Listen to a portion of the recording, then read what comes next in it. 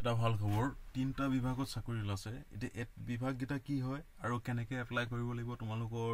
পঢ়া লিখা কিমান লাগিব গোটেইখিনি আলোচনা কৰিম এতিয়া যদি তোমালোকৰ এপ্লাই কৰিবলৈ অসুবিধা হয় ওচৰত কেফে নাই বহুতৰ মানে ওচৰত কেফে নাই বহুত দূৰ যাব লাগে তোমালোকে মোৰ নম্বৰত কন্টাক্ট কৰিবা অথবা চাকৰিটো ডিটেইলছ যদি জানিব বিচাৰিছা অধিক ডিটেইলছ জানিব বিচাৰিছা মোৰ WhatsAppত কন্টাক্ট কৰিবা মোৰ নাম্বাৰটো ভিডিওৰ শেষত দিম এতিয়া ফাৰ্স্ট কি ওলাছে তো ৰেলৱেত ওলাছে তাৰ পিছত সেকেন্ড কোড ওলাছে অসম লোকসেৱা আয়োগ তাৰ পিছত 3 নম্বৰ কোড ওলাছে কনষ্টেবল জিডি বুলি ক'লে বহুত কিটা থাকে ইয়াত কি থাকে মই কৈ দিছো এতিয়া ইয়াত কি আছে কনষ্টেবল জিডিত বিএসএফ আছে সিআইএসএফ আছে সিআৰপিএফ আছে এছএছবি আছে আইটিবিপি আছে ঠিক আছে তেনেকে বহুত কিটা মিলাই পিনিয়ে কনষ্টেবল জিডি হয় এতিয়া প্ৰথম আমি কৰ পৰা আলোচনা কৰো ৰেলৱেৰ পৰা ৰেলৱেত ইয়াত তোমালোকে চাকৰিটো এপ্লাই কৰিবৰ কাৰণে লাষ্ট ডেট কেতিয়া দিছে লাষ্ট ডেটটো মোষ্ট ইম্পৰ্টেন্ট বহুতে লাষ্ট ডেটৰ ওচৰত কৰিম বুলি থৈ দিয়ে কিন্তু আগত কৰি ললে ভাল হয় পাছত সাৰ্ভাৰ ডাউন হয় পাছত থাকি যায় সাৰ্ভাৰ ডাউন হলে ঠিক আছে এতিয়া লাষ্ট ডেট দিছে 13 তাৰিখ মানে অক্টোবৰ 13 তাৰিখলৈকে লাষ্ট ডেট তাৰ পিছত এখিনি হৈ গল ইয়াত কি আছে এটো টিকেট সুপাৰভাইজাৰ আছে ষ্টেচন মাষ্টাৰ আছে ট্ৰেইন মেনেজাৰ আছে একাউন্ট এসিস্টেন্ট আছে তাৰ পিছত আকৌ সিনিয়ৰ ক্লাৰ্কৰ এটোৰ চাকৰি হয় তাৰ পিছত ইয়াত দৰমহা কিমান দিছে প্ৰথমটোত 35400 দ্বিতীয়টোত 35400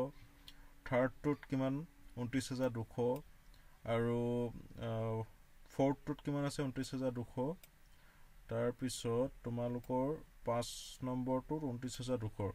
বয়স কিমান দিছে 18 পৰা 33 বছৰ গুটেকিটা 18 পৰা 33 বছৰ আছে তাৰ পিছত কিছুমান ইয়াত মানে বয়সৰ ৰেহাই দিছে এইখিনি তোমালোকৰ 18 পৰা 36 বছৰলৈকে আছে এইখিনি পাছত বিতংভাৱে আলোচনা কৰিম অথবা মই ভিডিওটো দীঘলীয়া হৈ যাব বহুত দীঘলীয়া হৈ যাব এখানে মই নম্বৰটো দি দিম তোমালোকে ডাইৰেক্ট কন্টাক্ট কৰিবা এতিয়া মূল কথাখিনি কৈ ইয়াত টোটাল পোষ্ট আছে 8113টা ইয়াত বেছি পোষ্ট আছে কোড এটো গুডছ ট্ৰেইন মেনেজাৰ ইয়াত 3144টা পোষ্ট আছে ঠিক আছে এখিনি বাকি এখিনি পোষ্ট চাই লবা ঠিক আছে বুজি নাপালে ডাইৰেক্ট কন্টাক্ট কৰিবা তাৰ পিছত এতিয়া ইয়াত তোমালোকে এটা কথা ওবিসি এনসিএল খন তোমালোকে উলিয়াই লবা সেন্ট্ৰেলৰ চাকৰি যদি কৰবলি ভাবিছা যিসকল ওবিসি ক্যান্ডিডেট আছে তেওঁলোকে ওবিসি এনসিএল খন উলিয়াই লবা ওবিসি এনসিএল খন উলিয়াবৰ কাৰণে আমাৰ লগত কন্টাক্ট কৰিবা বহুতৰ পাছত এনেকুৱা হয় চাকৰিটোত প্ৰবলেম আহে যেতিয়া ওবিসি এনসিএল খন নাথাকে এখন ধৰিলোৱা এটো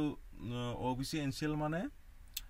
এখন সেন্ট্ৰেলৰ কাষ্ট সাৰ্টিফিকেট ঠিক আছে সেন্ট্ৰেলৰ ফালৰ পৰা হেই কয় এতিয়া মই বেলেগ এটা ভিডিওত মই আলোচনা কৰিম মই ওবিসি এনসিএল কি হয় মই দি দিম তোমালোকে আপডেট চাই থাকিবা অসমীয়া অনলাইন ইউটিউব চেনেলটো সাবস্ক্ৰাইব কৰি লবা তাৰ পিছত এখিনি হৈ গল পঢ়া লিখা তোমালোকৰ গ্ৰেজুৱেচন লাগিব ইয়াত ঠিক আছে এখিনি হৈ গল পঢ়া লিখাখিনি হৈ গল তাৰ পিছত ওবিসি এনসিএল খন তোমালোকে সোনকালে কৰিবা এটো খুব বহুত ইম্পৰ্টেন্ট হয় যিখিনি ওবিসি ক্যান্ডিডেট আছে তাৰ পিছত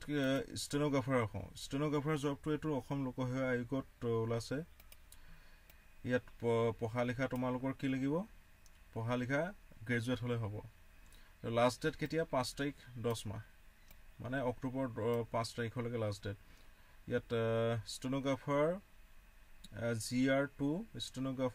GR2 মানে এটা ইংলিশ আছে এটা ল্যাঙ্গুৱেজ আছে ল্যাঙ্গুৱেজ এটো লোকেল ল্যাঙ্গুৱেজও হ'ব পাৰে কোনটোৰ ওপৰত মানে দিব তেওঁলোকে মানে হেই কৰিব এতিয়া ইয়াত তোমালোকৰ দৰমহা 22000 পৰা 97000 ঠিক আছে গ্ৰেড পে 9400 তাৰ পিছত education qualification minimum education qualification is pass da degree examinations তোমালোকৰ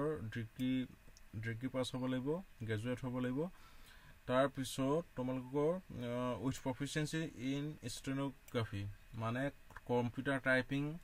পাৰিব লাগিব তোমালোকে ঠিক আছে তাৰ পিছত বয়সটো তোমালোকৰ 21 পৰা 38 বছৰলৈকে দিছে তাৰ পিছত SC ST এইচ এখিনি 5 বছৰ ৰেহাই 3 বছৰ ওবিসি ৰেহাই এখিনি হৈ গল তাৰ পিছত এপ্লিকেশন ফিস তোমালোকৰ ফিস এটা পৰিব 250 रुपीस জেনেৰেল আৰু এক্স সাৰ্ভিচমেন কেণ্ডিডেটৰ কাৰণে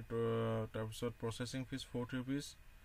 টোটেল 297 rupees তোমালোকৰ এটা ফিজ এটা ল'ব তেওঁলোকে এক্সাম পৰ্টাৰ তাৰপিছত SC ST OBC এইখিনিৰ কাৰণে 197 এইখিনি অকণ কম আছে ঠিক আছে এইখিনি হৈ গ'ল এইখিনি বেছি আলোচনা নকৰো তাৰপিছত তোমালোকৰ আৰু এটা কথা কওঁ তোমালোকে কি কৰিবা মানে চাকৰি এপ্লাই কৰিব পাৰিবা কিন্তু কম্পিউটাৰটো তোমালোকে জানিব লাগিব কম্পিউটাৰ কেনেকৈ কম্পিউটাৰ ইউজ কৰে ঠিক আছে নহলে পাছত তোমালোকৰ অসুবিধা হ'ব তাৰপিছত আৰু কম্পিউটাৰ টাইপিংটো তোমালোকে পাৰিব লাগিব এতিয়া তাৰপিছত SS GD কনষ্টেবল লে হয় ইয়াত কি আছে BSF CISF CRPF SSB ITBP AR SSF NCB এই টোটাল পোষ্ট আছে 29481টা পোষ্ট বহুত পোষ্ট আছে ইয়াত তোমালোকে খুব সোনকালে এপ্লাই কৰি লোৱা ঠিক আছে তাৰপিছত ইয়াত পঢ়া লিখা কিমান লাগিব তোমালোকৰ পঢ়া লিখা মেট্ৰিক পাছ হলে হ'ব তোমালোকৰ এডুকেশ্যন কোৱালিফিকেশ্যন মেট্ৰিক পাছ ঠিক আছে মেট্ৰিক পাছ হলে হৈ যাব তাৰপিছত তোমাৰ বয়সটো কিমান দিছে NCC NCC B NCC A certificate যদি আছে তোমালোকৰ এটা বেনিফিট হ'ব NCC C সাৰ্টিফিকেটখন 5% তোমালোকৰ মাৰ্কস এটা তোমালোকে ইয়াত বোনাস মাৰ্কস হিচাপে পাবা আৰু 3% NCC B আৰু NCC A খনত 2% ঠিক আছে এইখিনি হৈ গ'ল তাৰপিছত তোমালোকৰ বয়সটো কিমান লাগিব এপ্লিকেশন ফিজ 100 rupees তাৰপিছত আৰু যি সকল women's candidate আছে যি সকল মানে ফিমেল ক্যান্ডিডেট আছে তেওঁলোকে পইচা দিব নালাগে 100 rupees আৰু SC ST তেওঁলোকৰ কাৰণে ফ্ৰী হয় 100 rupees টো আৰু OBC জেনাৰেল ক্যান্ডিডেট তেওঁলোকৰ কাৰণে তেওঁলোকে 100 rupees পেমেন্ট কৰিব লাগিব তাৰপিছত এইখিনি হৈ গ'ল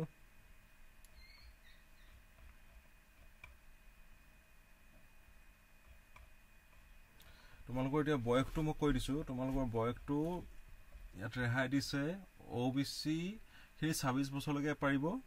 আৰু SC ST খিনি 28 বছৰলৈকে পাৰিব ঠিক আছে তাৰ পিছত যদি তোমালোকে কিবা নাজানা মোক খুদি লবা আৰু খুব সোনকালে এটো এপ্লাই কৰি লোৱা নহলে পাছত তোমালোকৰ অসুবিধা হ'ব লাষ্ট ডেট বেছি দিন নাই এতিয়া মোৰ নাম্বাৰটো তোমালোকে নোট কৰি লোৱা মোৰ নাম্বাৰটো হ'ল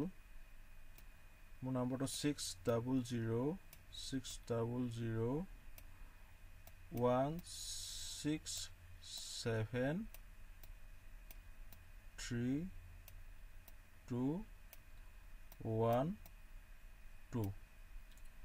মোৰ নাম্বাৰটো পুনৰ ৰিপিট কৰিছো 6001673212 এই নাম্বাৰটো তোমালোকে WhatsApp কৰিবা যদি কিবা বুজি নোপোৱা ডাইৰেক্ট ফোন কৰিব পাৰিবা এটো WhatsApp আছে আৰু ডাইৰেক্ট ফোনো কৰিবা তোমালোকে ফোনো কৰিব পাৰিবা খালি ফোনটো 9টা বজাৰ পৰা গধূলি 6টা বজাৰ ভিতৰত কৰিবা ঠিক আছে আৰু যদি চেনেলটো নতুনকৈ আহিছে সাবস্ক্ৰাইব কৰি লবা ধন্যবাদ